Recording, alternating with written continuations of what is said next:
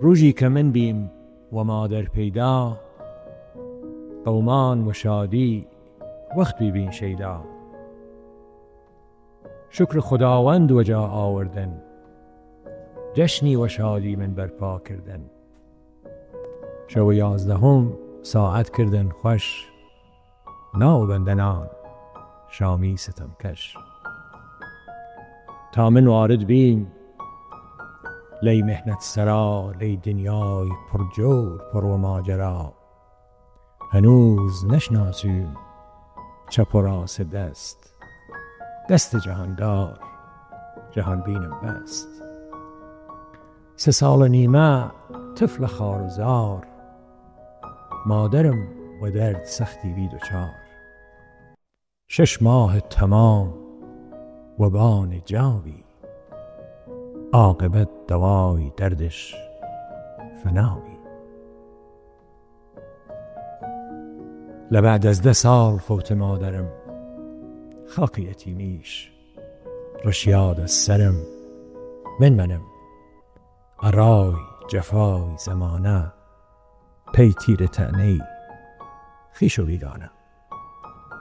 دوستان خوشگوبرایان ڕێز و سڵاو.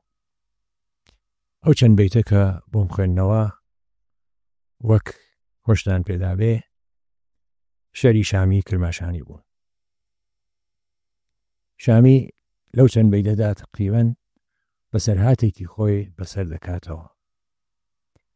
دەڵێ یەکجار جوانە ئەو شێعرە، هێشتا چەپ و ڕاستی دەستی خۆم نەدەناسی. دەستی جەهاندار واتە خودا، جەهان بینم واتە چاوم نیایەکە. هەنووز نەشناسیم چەپ و ڕاست دەست، دەستە جەهاندار جەهان بینم بەست. ئەو جا دەڵێ 3 ساڵان بووم، 3 ساڵ و نیو بووم. تفلە خاڕوزار منداڵێکی بەسە زوانی، یەکجار ناسکو بێگیان. مادرم و دەرد سەختی بی دچار، دایکی نەخۆش کەوت. دیسان ئەو تابیرە سەیرە عەزەمەتە. 6 ماه تەمام و بان جاوی، 6 مانگ لەسەر جێگا بوو، عاقبەت دەوای دەردش فەناوی. چاوی لەکەن چەند جوانە. فەنا یانی مردن، ئەوەی وەکو دەوای دەرد ناو لێ بردووە. لەدەست چوو نەما، بەڵامی دی نەخۆشیەکەش ناوێنێ. ئەو جار لەبعد از 10 ساڵ فەوت مادەرم، باوکمردنیشی ئاوا هێناوە.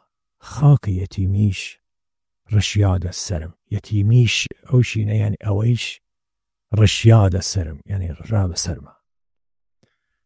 دەبێ کەسێکی وا چۆن بتوانێ شیعرێکی ئاوا بە قەوەت و جوان و لەبار و قرس و بەرز بڵێ. شامی بلیمەتێکی گەورە بوو. من زۆر منداڵ بووم، نەچووبوومە دەرس و مەدرسە. 5-6 ساڵان بوو. لە ماڵماندا شەرێکیان خوێندەوە.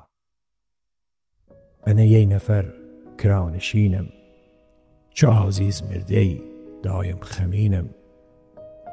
نە خارج مەزە و نە جوداستینم، هەردووئات گیراس بەکار نەفرینم. شاید لەی دنیا دیتر نەمینم، ڕاحەت بووم لە دەستکرانشینی. چە بکەم و دەستکرانشینی، داد و هەر کەس بەم حەقم یەسینی. ئەمە شێرێکی یەکجار ناو دەرکردوو و مەشهوری شامیە کە ئەتوانم بڵێم لە هەموو ڕۆژهەڵاتە ئیدی بۆ ماوەیەکی زۆر کەوتە سەرزاری هەمووان.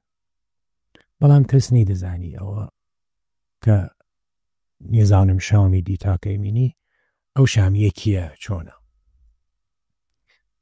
وا ڕەخسا دنیاکە. من بڕێم کراوە، پڕێم کەوتە پەخشانگای سروش لە تاران و ئەو ئاواتەم بەم شێوەیە بەدی هاتکە کاک حوسێنی مفتی، کوڕی دکتۆر عەبدوڕەحمانی مفتی زادە، من لێم پرسی کە لە کرماشان دەژیە. کە ئەوتۆ ئەگەر بتوانی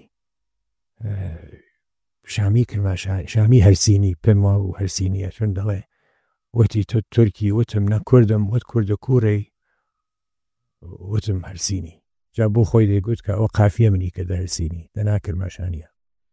کاک حوسێن بەهەرحاڵ شوێنی هەڵکرد و بە یارمەتی باوکی دکتۆر عەبدوڕەحمانی موفتیزادە شامی وەریگرتین و من توانیم لە خزمەتیا ببم و جارێ دەفتەرێکی پێمدا کە ئەو دەفتەرە شتێکی سەیر بوو، نە کوردی بوو نە فارسی بوو، خەتێکی زۆر ناخۆش، ئەما یەکجار زۆر یارمەتی داین. بەشی شامی ئەوە چییە؟ ئەو دەفتەرە چەسە؟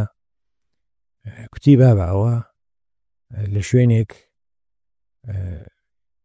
لە ماڵێک کرانشین بووم، برادەرێکم بوو ئەویش چاوەخانوویەکی هەبوو هەر لەو حەوشەدا، کێرە سەواتێکیشی هەبوو، بەڵام یەکجار گوێ گران بوو.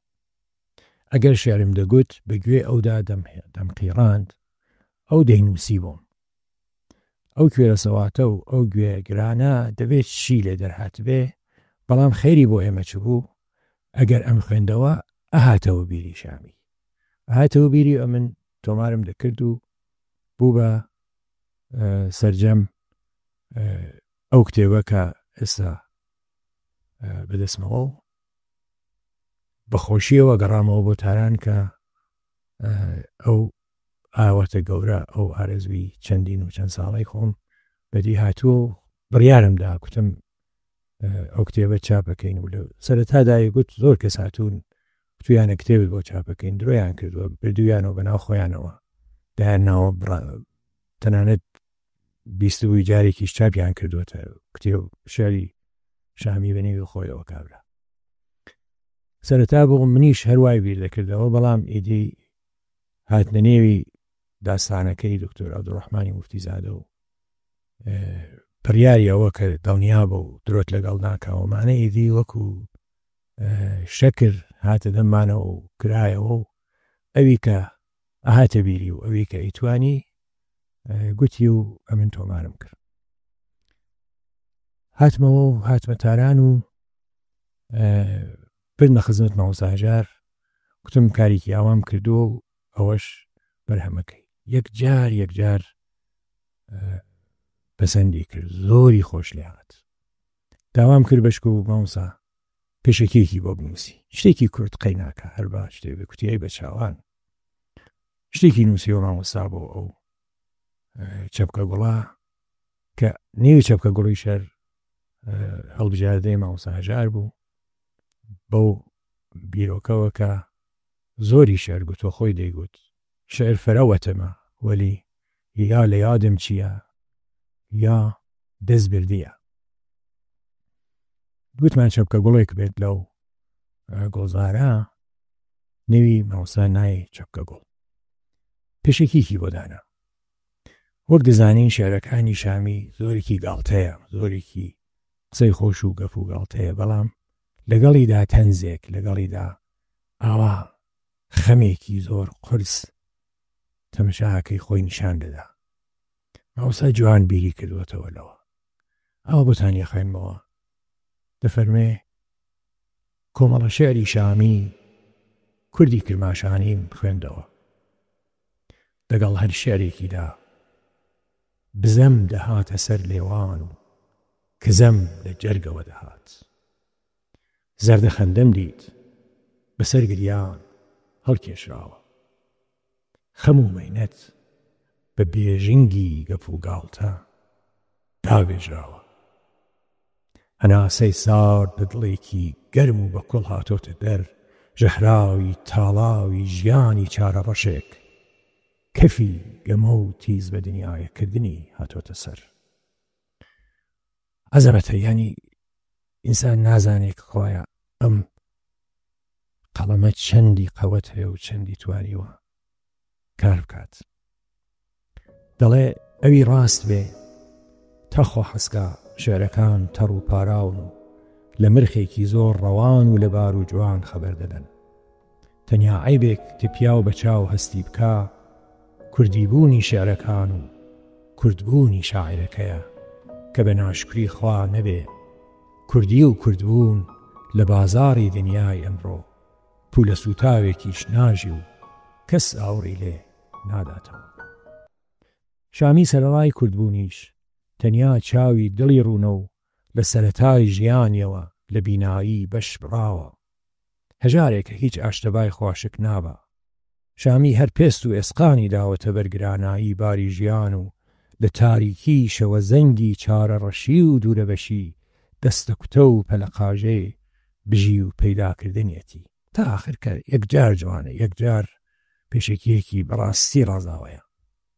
هاتمەوە و کارم زۆر لە سەر کردوویدی ئەوی کرد بکرێ ئەوی کردم و شەو ڕۆژم نەدەناسی. هەر بیری ئەوەمەیان کردەوە کە کتێبەکە چاپ بێت و 20 نوسخەیەکی لەگەڵ خۆم هەڵگرم و بیبم بۆ کرماشان و سەر لە بەیانی بکەمە دەرگا و بەشەی شامی ئەوە کتێبەکەت و ئەوە دیوانەکەت ومانە. وەڵا تەقریبەن هەموو کارەکانی کرا. ئەوە زۆر لێرەش نووسیومە. چەند جاریش لە چەند شوێن گێڕاومەتەوە. هەموو کارەکانی کرا ڕۆژێک بووکە. تقریبەن ساعتی 11 بەیانی 20 بەرگی کتێب لەسەر میزدانرا و ئەو چەکەیش کە حەقی کتێبەکەی بوو لەسەری و دام نابوو. ئەو شەوە بڕۆم بەرەو کرماشان و سەر لە بەیانی بچمە ماڵی شامی. وەڵا ساعتی 1 دوای وەڕۆ کاک محەممەد عەلی سوڵتانی تەلەفۆنی بۆم کرد و فەرمووی کە شامی دوێنێ شەو لە دنیا دەرچووە. نەکرا، چاری ئەجەلم پێ نەکرا. ئێستاش هەر دێتەوە بیرم. هەموو یانم خەمدای دەگرێت کە خوایە ئەوەش نەبوو. ینی تۆ بڵێ حوتێکتر ئەگەر بژیایە هەر چۆنێ بێ. شاری شامی ینی ئەو چەپکە گوڵ دەرهات. لێرەدا بە وەکو ناوبڕێک باسی کرماشان و زوان کوردی کرماشانتان بۆ بکەم. زمانی خەڵکی کرماشان لە زاری باشوورە شێوەزاری کەلهوڕی. زمانێکی یەکجار جوان و یەکجار بە پێز و یەکجار بە ئێستعدادە بۆ هەموو ژانرێک بە تایبەت ژانری گەپوگاڵتە. هیچ کام لە زارەکان و شێوەزارەکانی تری کوردی هەر خۆ نادەن لە قەرێشی ئەندە بە قەوەتە لەم بارەوە. بەڵام بەداخەوە هەر لە پێش بزوتنەوەی ئیسلامی لە ئێراندا وەکو بڵێ بە خەڵکەکە ئێستا هۆی چ بۆوانە باسێکی جیاوازە. بەڵام وردە وردە دەستیان لەو زمانە بەردا شتێک تێکەڵێک یەکجار ناشیرین لە زمانی فارسی بە کەشی ناو دەمی کەلهوڕی شتێکی سەیریان دروست کرد. نازانم نێوی بنم چی ینی بەشتان بگەم مەسەڵەن ینی بە شەما بگویم پێتان بێژم لەوانە ینی زمانێکی سەیر زمانێکی هەر وەکو بڵێ بێ ڕەسەن ناڕەسەن زمانێکی بێ بنەما. ئەخر تۆ 1 ملیۆن کەس قسەی پێ بکەن بەڵام 1 بیت تەنانەت 1 بیت فۆلکلۆرمان نەبێ بە زمانێک ئەو زمانە ینی هیچ ڕیشەیەک هیچ بنەمایەکی نەبوو نیشێتی. بەڵامێدی کەوتوو بۆ نێو خەڵکەکەوە. دەرهاتنی چەپکە گوڵ و بڵاوبوونەوەی لە کرماشاندا تەقەیەکی خستە نێو شارەکەەوە. جارێ پتر لە 100,000 نوسخەی هەر لە شاری کرماشاندا فرۆشت. زمانەکە ئەوەندە ڕەسەنە ئەوەندە کەلهوڕیەکی پوخت و پاراوە کە ئێستا ئەو چەند بیتەم لە سەرتاوە خوێندەوەتان حتمەن ئەوانەیە کە وردە ئاشناییەکیان هەبێ ئەزانن چ عەرز دەکەم. ئەمجار چەند هەر لەو کرانشینیە چەند بەندێکی بۆتانە خوێنمەوە و چەند شعری تریشی کە بزانن کە ئەو زمانە چەند ڕێک و پێک و چەند جوانە. دەڵێ کام دەرد عەلاجکەم، کام پارە پینە، سەنگێ کام ستەم بدەم وەسینە، نیمی لە ملەت کرانشینە، بەس کە کراداس بێچارە بینە، بەعزی دە پلاک کرایە سینی، چە بکەم بۆ دەست کرانشینی، داد و هەرکەس بەم حەقم نییە سینی. ئەمە وەکو بەراعەتێک وەکو پێشیەکیەک ئەو جار دەڵێ بەندە یەی نەفەر کرانشینم، چە ئازیز مردی دایم غەمینم، نە خارج مەذەب نە جوداس دینم، ئەردوعات گیراس بکەر نفرینم، شاید لی دنیا دیتر نەمینم، ڕاحەت بووم لە دەست کرانشینی، چە بکەم بۆ دەست کرانشینی، داد و هەرکەس بەم حەقم نییە سینی. توای بزانی سەگ و حاڵم نەو، ئاسایش نەیرم نە ڕۆژ و نە شەو، سوب تا ئیوارە هام لە تەق و دەو، تا سەرم مانگ بای دوتی کە ئەسپە، یا بەم فروشم یا نەمە گرە، وشم کراکەم بەڵکە نەمینی، چە بکەم بۆ دەست کرانشینی، داد و هەرکەس بەم حەقم نییە سینی. ژنم جاروکیش خۆم قاپچی دەرم، وە فەسڵ زمسان وەرف باکە و کەرم، لە عەیش و عەزا چو سەماوەرم. وەرد بنەوە لەو تەعبیرە، لە عەیش و عەزا چو سەماوەرم.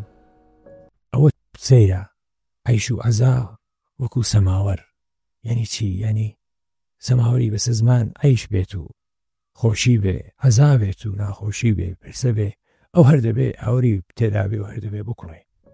لە عەیش و عەزا چو سەماوەرم، خۆیان چو ئاغا و بەندە نەوکەرم، ئەرمەنیان نەکەی دەنە ناو سەرم، وشن گوشتە گەن ئەڕامان سینی. ئەو دەبێ بڕێ گوشتیشیان بۆ بسێنێ، ئەمجار گوشتەکەیش گەنبەیەکە دەنە ناو سەری، چە بکەم لە دەست کرانشینی، داد و هەرکەس بەم حەقم نییە سینی. وردە وردە ئەمجار دەچێتە نێو بەزم و بسعات و گرفت و دەردەکانی کارەکەیەوە. یەی هەفتە مینیت مانگ بجوودە سەری، یعنی حوتویەکی ئەمێنێت کە مانگ تەوا بێ بچتە سەر مانگ، دیارە لەسەر مانگا دەبێت کلێکەی بە. یەی هەفتە مینیت مانگ بجوودە سەر، ژنە ساهی و ماڵ دەستنیە لە کەمەر، وەژستت تەمام تێدە پشتت دەر، لەوەر پای ئەڵسم چو ئاغا و نەوکەر، وەژنەم وشم دەم کە سەماوەر، خۆم دەوم ئەڕاوی میوە و شیرینی، چە بکەم بۆ دەست کرانشینی، داد و هەرکەس بەم حەقم نییە سینی. ئێستا تەماشاکەن ئەو تابلۆوە. یەی کوڕی دیرن چوو وەچکەی شەیتان، سوب لە خاو ئەڵسی تێدە ناو ئەیوان، وەجیبە پڕڕیخ دەست وە تیرکەڵان، خەیت ئەڕای قووری خەیت ئەڕای ئەسکان، سیوەڵە جافر گری دەنشان، کەس جورئەت نەیری سای بایدەبان، وشی جوانە مەرگ سەرم نەشکنی، چە بکەم بۆ دەست کرانشینی. یەک جار جوانە، یەک لە یەک جوانترە 29 بەندە، ئەگەر ئیشتباه نەکەم 29 یا 30 بەندە، بەڵێ 29 بەندە. دیارە مەودا نییە کە یەک بە یەکی بخوێنمەوە، بەڵام بەڕاستی سەیرە، بەڕاستی عەزەمەتە. داراین بیەسە چواردەت و یەی کوڕ، دوو پەتوی نیمدار یەی جوف لافە شڕ، یەی جوف متەکای وەدەم قەیچی پڕ، سەرنیێ دەبانی چو پارە ئاجۆر، سەرت گەنکەفی تێدە خوڕەخوڕ، چوار جام ڕووهی یەی دانە سینی، چە بکەم لە دەست کرانشینی، داد و هەرکەس بەم حەقم نییە سینی. با کۆتاییەکانی بخوێنمەوە بۆتان کە ئیدی ئەگاتە ئەو پەڕی جوانی و قەوەتی بەڕاستی ئەوی هەستی ئینسانیەکەی. وە ڕۆژی ترسم ئەجەڵ بدەی زەنگ، عمرم تەمام بوو لە دونیای دوڕەنگ، پنهان بووم وەژیر خشت و خاک و سەنگ، ژنە ساهی و ماڵ و بیڵ و قوڵەنگ، قوڕە قوڕکنان و قسە و جەفەنگ، بای کرایەی قەور وەلیم بسینی، چە بکەم لە دەست کرانشینی، داد و هەرکەس بەم حەقم نییە سینی. سر مانگ و مانگ باید دیارم و بیل حلکنی سنم مزارم بکیش کنجه و زجر و آزارم بوشی کراد ای یا آجان بارم منیش و الحد سرم درارم داد بکم هوار کفن کیسینی حک مانر داد بکم هوار کفن کیسینی هیچی نیه بیشگه کفن نوی چه بکم لدست کرانشینی او جار کرد یکاتوا چو سگ ولگرد درو خوام شو تا صبح نخف رنج بیور وخوام درگیر و دنیای دون پرور وخوام ید از ساهی و مال خونجگر وخوام مشتی خاک نیرم خاک وسر وخوام مشتی خاک نیرم چاتن ليه خاک نیرم یعنی زویکم نیه چویم نیه لولاخ مشتی خاکم نیه بسر خود نیابکم مشتی خاک نیرم خاک وسر وخوام لزینده آیم بی خور وخوام نزانم شامی دیتا کی مینی چه بکم ندست کرانشینی داد و هر کس بم حقم نیسینی شامی خوشویستی که یک جاری بو سبارت به دکتر مصدق بو اوانی که هندک میجوی او 40 تا 50 ساڵی ڕابردووی ئێرانیان خوێند بێت و بزانن دەزانن لە ماوەیەکدا دکتۆر مصدق وەکو سەرۆک وەزیری ئێران دەسەڵاتی گرتە دەستەوە و شای ئێران هەڵات و ئیدی توانی دنیاکە بەبارێک هاوگۆڕێ نەوتی لە دەستی بریتانیایەکان سندەوە میلی کرد و ئەوانە و زۆر کابرایەکی خۆشەویست بوو زۆر شامیش یەکجار خۆشەویست ئەو جار بە شۆنیا کودتای کرد ئەو ئیدی ئەوان نازانن ئێستا خەریکە خەڵکەکە شکاتەکەن لەدەست ئەوەی کە باری ئابووریان باش نییە ژیانیان کەوتووەتە تەنگانە ئەوانە شامی لەگەڵیاندا لەواقع هاودەردیەکە قسەی ئەوان وەکو دادە ملت ایران و دکتر محمد مصدق یعنی هاواری ئەوان ئەگەینێتە دکتر مصدق دەڵێ داد ملت ایران و دکتر مصدق و بس که گردیم دست و بان دست قرب آرام نمن چو میوه نارس جوا و سلام نیشنوم و کس بیکار چو ایمه لإیران فرس خوش و حال هر کس مرید آسوده است دکتر مصدق تکلیف مانجس ڕاستیەکەی ئەوەیە زۆر جوانە ئەمە ئەو جار دکتر مصدقیش ئەمجار جوابی دەداتەوە جوابی ملت دەداتەوە زۆر جوان دەبێت و حیفەکە بیبڕم با داینم بۆ بەرنامەیەکی داهاتوومان بەرنامەی ترکە بتوانم ئەمە بەشک و هەمووی بخوێنمەوە و بەرامبەرەکەیشی کە جوابەکەی دکتر مصدقە ئەوەشتان عرض بکەم و ئەو جار چەند شعری تریشی کە بەڕاستی حیفە شامی وەکو دەبێت لە نێو کوردی بێژگە ڕۆژهەڵاتدا باش نەناسراوە دیسانیش هەر بۆ ڕۆژهەڵاتیەکان بە بیرهێنانەوە یەک جێ خۆیە جارێ بەخواتان ئەسپێرم